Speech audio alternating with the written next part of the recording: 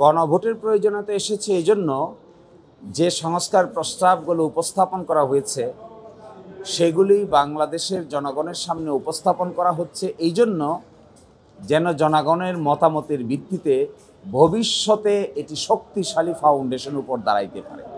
যেহেতু এটা সাংবিধানিক সংস্কার, এটি কিন্তু নর্মাল অর্ডিন্যান্স না।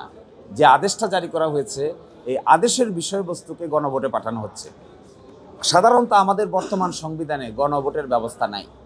গণভোটের ব্যবস্থা 15th অ্যামেন্ডমেন্টের আগে ছিল, 15 অ্যামেন্ডমেন্টের পরে রেস্টোর হয়েছে, কিন্তু সংবিধানে এখনো যুক্ত হয় নাই।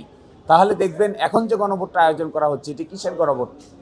এইটাও জনগণের সার্বভৌম ক্ষমতা ব্যবহার করে জনগণের মতামত নেওয়ার একটা অ্যারেঞ্জমেন্ট।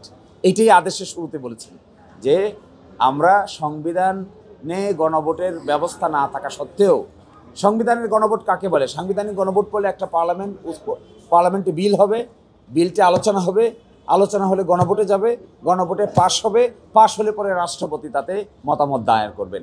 এটা হলো সাংবিধানিকভাবে প্রসেস।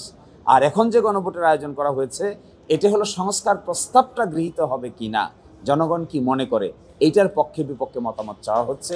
এটা একটা double balance and check create করা হচ্ছে। যেহেতু সাংবিধানিক পরিবর্তন, সরকারের সরাসরি এখতিয়ার আছে ordinance making power, article 93 of the constitution. সেটার জন্য তো গণভোটের প্রয়োজন হচ্ছে না, কেউ গণভোটে দিচ্ছেন না। কিন্তু যেখানে এগুলো কনস্টিটিউশনাল সংস্কারের প্রয়োজন হচ্ছে সেটাই জনগণকে জিজ্ঞাসা করা হচ্ছে।